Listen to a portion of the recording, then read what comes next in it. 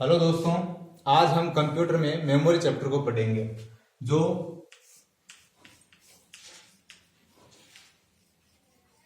Memory chapter जो सबसे ज्यादा कंफ्यूज रहता है। मेमोरी के प्रकार।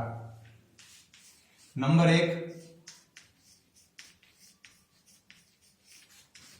प्राथमिक मेमोरी। प्राथमिक मेमोरी, इसे इंग्लिश में बोलेंगे प्राइमरी मेमोरी।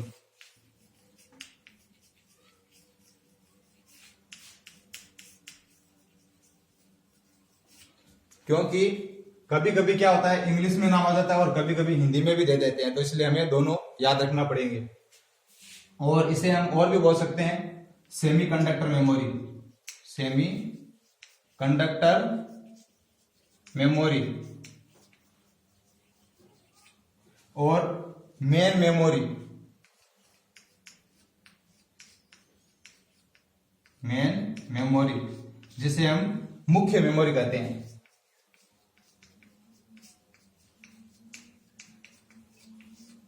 मेन मेमोरी को हम मुख्य मेमोरी कहते हैं, और अगर एक नाम और देखें तो हम इसे इंटरनल मेमोरी भी कह सकते हैं। इंटरनल मेमोरी जिसे आंतरिक मेमोरी कहते हैं हिंदी में। मैं आपको ये नाम सब इसलिए बता रहा हूं क्योंकि ऑप्शन में कभी भी है ना, इनमें से कौन सा इंटरनल मेमोरी का भाग नहीं है, या ऐसे बोल सकते हैं इनमें से कौन सा मेन मेमोरी का भाग नहीं है, या इनमें से कौन सा प्राथमिक मेमोरी का भाग है, कुछ भी बोल सकते हैं। इसलिए हमें यह सभी मालूम होना जरूरी है।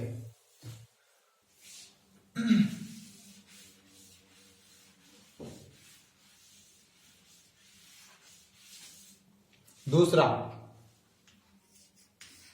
मेमोरी के दो प्रकार है। दूसरा प्रकार होता है द्वितीयक मेमोरी।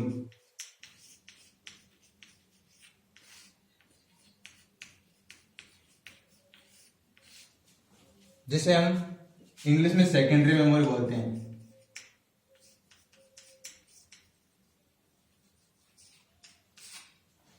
इसके दूसरे नाम सहायक मेमोरी। इसे इंग्लिश में हम बोलेंगे ऑक्सिलरी मेमोरी।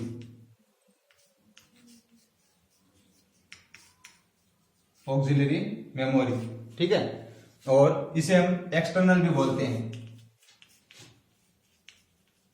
जिसे हम बाहरी बोलते हैं, बाहरी मेमोरी, राइट।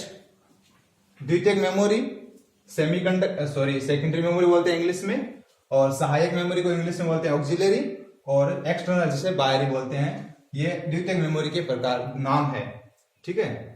अब हम इनके देख लेते हैं, प्राथमिक मेमोरी में कौन कौन आते हैं और सेकेंडरी मेमोरी में कौन कौन आते हैं।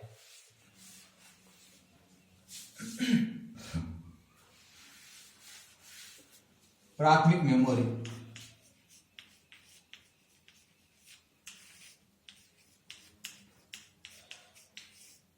जिसे हम मेन मेमोरी भी कहते हैं, मुख्य मेमोरी भी कहते हैं।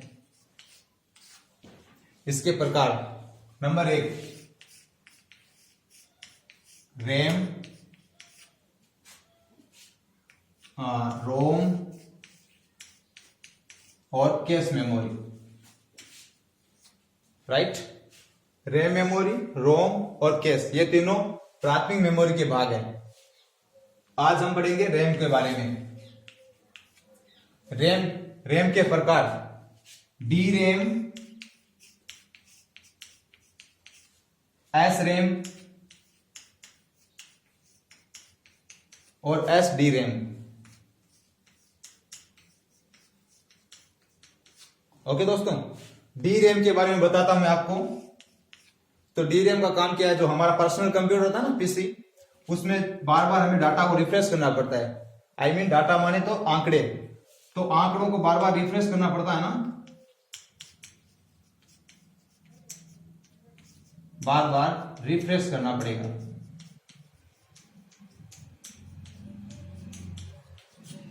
यानी कि डी रैम है ना, डायनेमिक रैंडम एक्सेस मेमोरी, इसमें हमें डाटा को बार बार रिफ्रेश करना पड़ता है।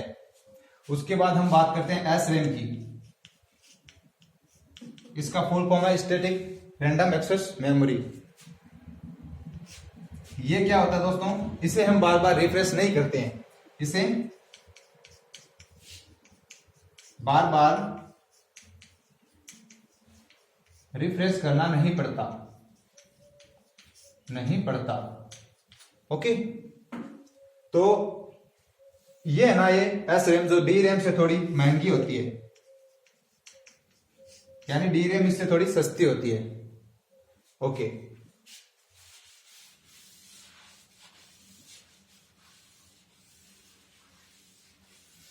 और बात रही कैसे मेमोरी की,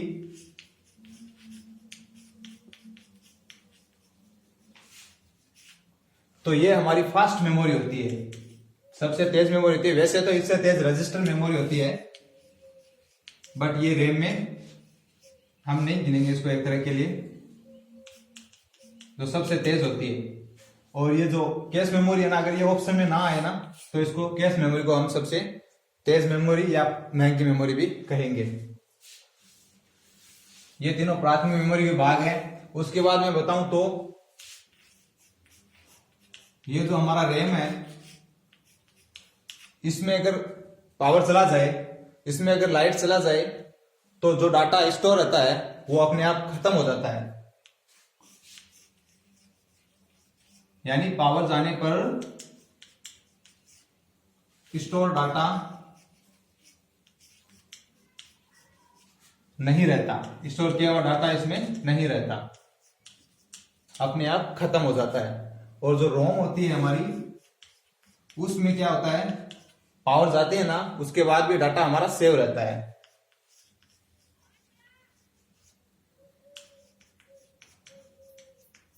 पावर जाने पर भी डाटा सेव रहता है। ठीक है,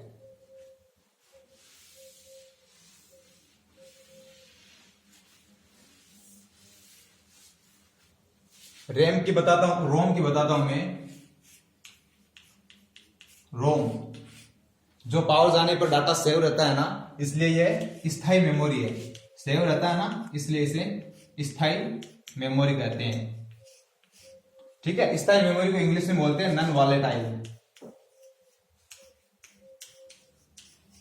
नॉन वॉलेटाइल। और जो हमारी रैम थी ना, जो अस्थायी थी, पावर जाने पे अपने आप डाटा खत्म हो जाता था, तो उसे हम वोलाटाइल मेमोरी कहते हैं। जो अस्थायी मेमोरी थी, अस्थायी रैम होती है, जिसमें पावर जाने पर डाटा अपने आप खत्म हो जाता है, इसे अस्थायी को हम इंग्लिश में बोलेंगे वोलाटाइल। मैं इंग्लिश में इसलिए बता रहा हूं क्योंकि क्वेश्चन में ऐसे आएगा कि इनमें से कौन सा वोलेटाइल मेमोरी है, इनमें से कौन सी वोलेटाइल मेमोरी है या नहीं है, इसलिए हमें ये दोनों नाम याद रखने होंगे। अस्थायी मेमोरी जो रैम होती है वो वोलाटाइल होती है, और जो रोम होती है ना, वो स्थायी मेमोरी, तो लाइट जाने पर भी हमारा डाटा सेव रहता है, इसलिए हम इसे स्थायी मेमोरी कहते हैं, और इसे इंग्लिश में नॉन वोलेटाइल भी कहते हैं। रोम के हम प्रकार पढ़ते हैं, तो रोम के प्रकार होते हैं पी रोम, ई रोम और ईपी रोम, सॉरी ईपी रोम। ठीक है, पी रोम का फुल फॉर्म हो गया प्रोग्रामिंग रीड ओनली मेमोरी, ई रोम का इलेक्ट्रॉनिक रीड ओनली मेमोरी, और ईपी रोम का ईपी रोम हो गया और ईपी रोम हो गया। ईपी रोम हो गया electronic programming read only memory, और ईपी रोम माने तो electronic erasable electronic programming read only memory, यानी ये इरेजेबल है, इसे फॉरगेट कर सकते हैं हम। और जो ये electronic program read only memory है, और ये इलेक्ट्रॉनिक हो गई, और ये प्रोग्रामिंग रीड ओनली मेमोरी हो गई। ओके, अब हम इसके बारे में देखते हैं। ये जो हमारा ईपी रोम है ना, इसका उदाहरण आता है फ्लैश ड्राइव, यानी फ्लैश मेमोरी भी हम इसे कहते हैं। ये ईपी रोम का उदाहरण है। अगर क्वेश्चन में आ जाए ना, इनमें से कौन सा ये फ्लैश मेमोरी का उदाहरण है, तो ईपी रोम का उदाहरण है। ईपी रोम, ई रोम, ईपी रोम, ईपी रोम, ये चारों ही स्थायी रोम होती है, स्थायी होती है, क्योंकि इसमें पावर जाने पर डाटा सेव रहता है। ठीक है, और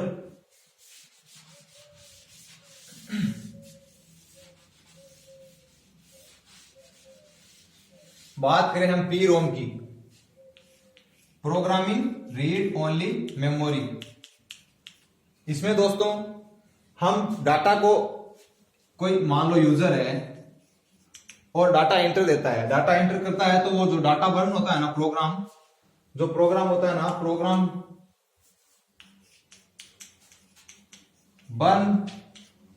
बर्न करने के बाद भी इसे हम परिवर्तन नहीं कर सकते। प्रोग्राम बर्न करने के बाद इसे परिवर्तन नहीं कर सकते। और जो हमारा ईपी रोम है, इसमें प्रोग्राम को बर्न करने के बाद भी इलेक्ट्रॉनिक माध्यम से हम इसे परिवर्तित कर सकते हैं। और ईपी रोम का उदाहरण आपको मैंने बता ही दिया, जिसे हम फ्लैश ड्राइव या रोम कहते हैं, ठीक है, फ्लैश रैम या मेमोरी, सॉरी रैम नहीं कहेंगे हम, फ्लैश मेमोरी कहेंगे। फ्लैश मेमोरी का इसका उदाहरण है ईपी रोम का, erasable electronic programming read only memory का, ठीक है।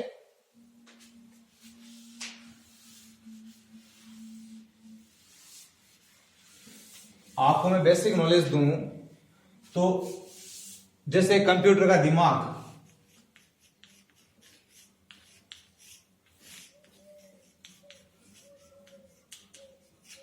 कंप्यूटर का दिमाग वैसे तो सीपीयू होता है, लेकिन अगर सीपीयू होता है, सीपीयू के साथ में अगर माइक्रो प्रोसेसर दे दिया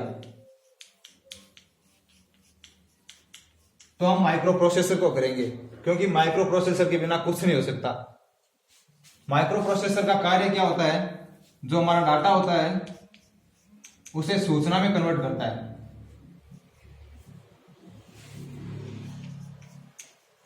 डाटा को सूचना में बदलता है, यानी डाटा को सूचना में बदलना माइक्रो प्रोसेसर का कार्य होता है। आज आपको मैं डीपली बताता हूं थोड़ा सा। तो जैसे ये सीपीयू है, इसमें क्या होता है, एक मदरबोर्ड होता है। जैसे आपने कोई मोबाइल देखा होगा, उसमें खोलने के बाद एक चिप जैसा होता है ना, सिलिकॉन का बना, वो चिप होता है ना, उस चिप में मतलब अलग बहुत सारे प्रकार के तार बने होते हैं, उसे तार को बस कहते हैं। उसके माध्यम से हमारे अलग अलग डाटा पहुंचते हैं, तो इसे बोलते हैं मदरबोर्ड। मदरबोर्ड को हम क्या कहेंगे, कंप्यूटर का हृदय, यानी मदरबोर्ड को हम कंप्यूटर का हृदय कहते हैं, ठीक है। मदरबोर्ड में लगा होता है माइक्रो प्रोसेसर। ये तो मदरबोर्ड हमारी, इसमें हमारा माइक्रो प्रोसेसर लगा होता है। ओके दोस्तों, और माइक्रो प्रोसेसर का कार्य मैंने आपको बताया, डाटा को सूचना में कन्वर्ट करना, ठीक है। माइक्रो प्रोसेसर की खोज किसने की थी, तो इसकी खोज 1971 में रॉबर्ट नोयस और गार्डन मूर ने की थी। रॉबर्ट नोयस और गार्डन मूर ने माइक्रो प्रोसेसर की खोज की थी। माइक्रो प्रोसेसर की बात करते हैं हम,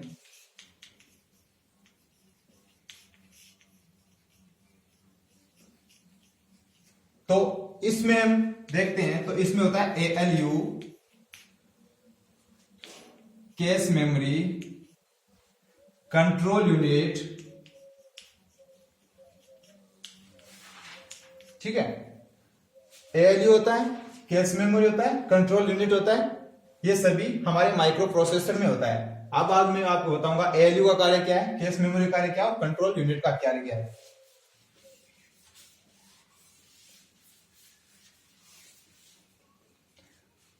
देखिए, माइक्रो प्रोसेसर में मैंने बताया ALU, यानी arithmetical logical unit, arithmetical logical unit. English साफ नहीं है, समझ जाना आप। अरिथमेटिकल लॉजिकल यूनिट, इसका कार्य क्या है, इसका कार्य है गणना करना। क्या कार्य है, गणना करना। जैसे जोड़, बाकी, गुणा, भाग, और वैसे देखे तो एंड और नोर, वो भी इसी में होता है, ठीक है।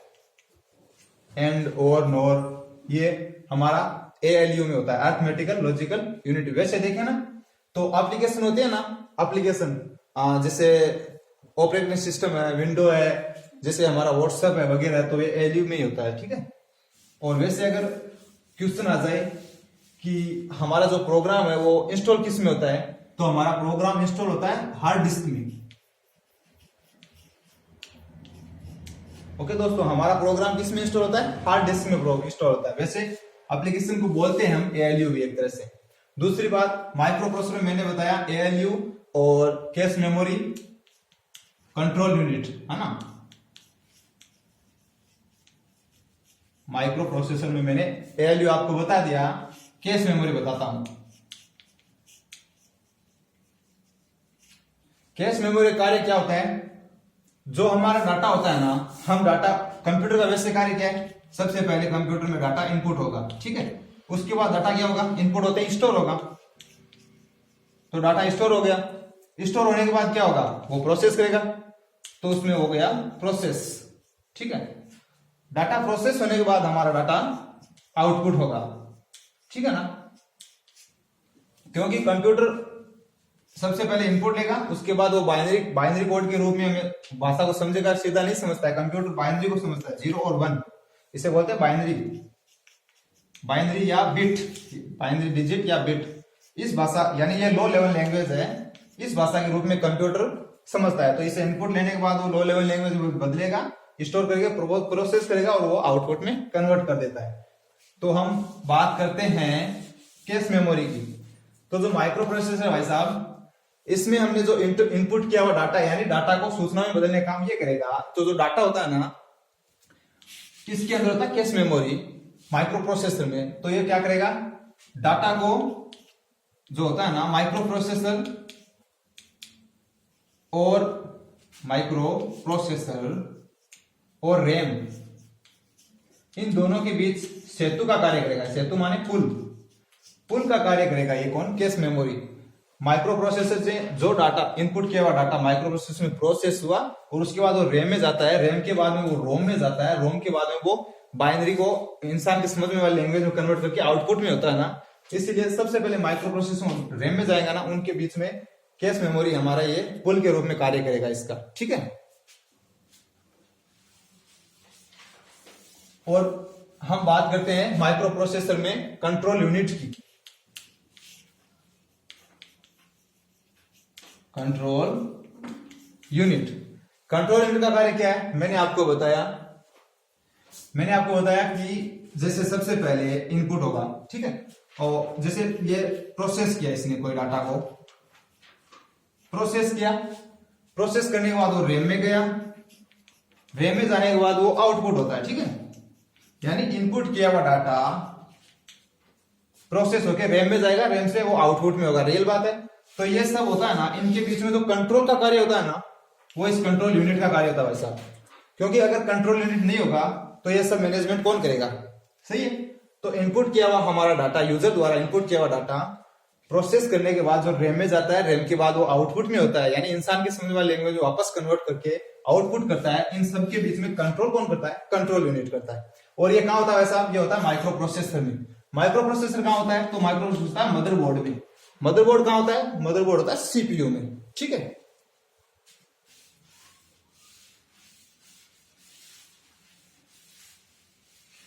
मैं आपको द्वितीयक मेमोरी के प्रकार बताता हूं, जैसे मैंने पूरे नहीं बताए थे वो। द्वितीयक मेमोरी, इसमें क्या आते हैं भाई साहब? इसमें CD, DVD, CD रैम,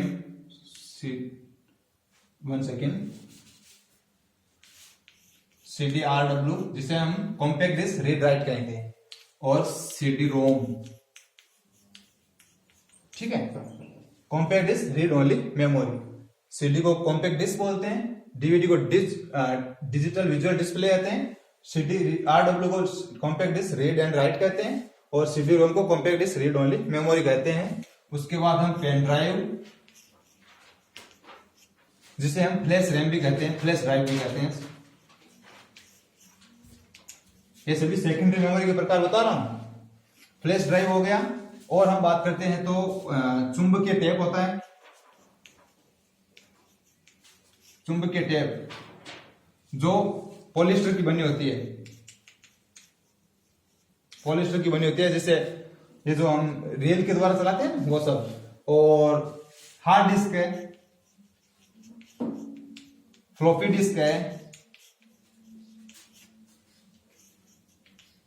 ठीक है। हार्ड डिस्क है, फ्लॉपी डिस्क है, CD DVD, CD-RW, CD-ROM, ये जो चारों होते हैं ना भाई साहब, compact disc, disc visual display, digital visual display, compact disc read write, compact disc read only memory, ये सारे कॉम्पैक्ट के भाग होते हैं ना कॉम्पैक्ट डिस्क के, कॉम्पैक्ट। और इसे हम बोलते हैं ऑप्टिकल, यानी हम इसे ऑप्टिकल मेमोरी भी कहेंगे। CD DVD, CD-RW और CD-ROM को ऑप्टिकल डिस्क भी कहते हैं, ठीक है। इनमें से उदाहरण ऐसे आता है कि इनमें से कौन सा ऑप्टिकल का भाग नहीं है, या इनमें से कौन सा ऑप्टिकल का भाग है, कौन सी इनमें से, जैसे आएगा हार्ड डिस्क, तो बताओ भाई साहब हार्ड डिस्क प्राथमिक मेमोरी है, सेकेंडरी मेमोरी है, तो ये सेकेंडरी मेमोरी है, ठीक है। अगर सेकेंडरी मेमोरी दूसरा नाम देंगे तो सहायक मेमोरी, जिसे इंग्लिश में ऑक्सिलरी बोलते हैं, बाहरी मेमोरी जिसे इंग्लिश में एक्सटर्नल बोलते हैं, ठीक है। तो ये सभी द्वितीयक मेमोरी के भाग है। अगर मैं इनके बारे में बताऊं तो CD होता है, DVD होता है, CRD, CD-ROM। ये CD-ROM स्थायी होता है जिसमें हम डाटा को लिखने के बाद बदल नहीं सकते, रीड राइट कर, इसमें है ना तो हम डाटा को लिख भी सकते हैं, देख भी सकते हैं और परिवर्तित भी कर सकते हैं। और इसमें हम डाटा को एक बार लिखने के बाद परिवर्तित नहीं कर सकते रीड रोम में, सॉरी CD-ROM में, ओके। और पेन ड्राइव होता है ना, उसे हम फ्लैश ड्राइव भी कहते हैं। चुंबकीय टेप होता है ना भाई साहब, चुंबकीय टेप जिससे पॉलिस्टर की बनी होती है, इसमें भी हम डाटा को परिवर्तन कर सकते हैं, ठीक है। और हार्ड डिस्क होता है ना हमारा, हार्ड डिस्क में क्या करेंगे, जो हम एप्लीकेशन इंस्टॉल करते हैं ना वो सभी वैसा भी इसी में इंस्टॉल होगी। और फ्लॉपी डिस्क की बात करें तो इसमें परिवर्तित हो सकता है, क्योंकि इसमें एक बार डाटा सेव किया और मिटा भी जा सकता है। फ्लॉपी डिस्क कच्ची डिस्क होती है, यानी कि ये सभी भाग द्वितीयक मेमोरी के, ठीक है।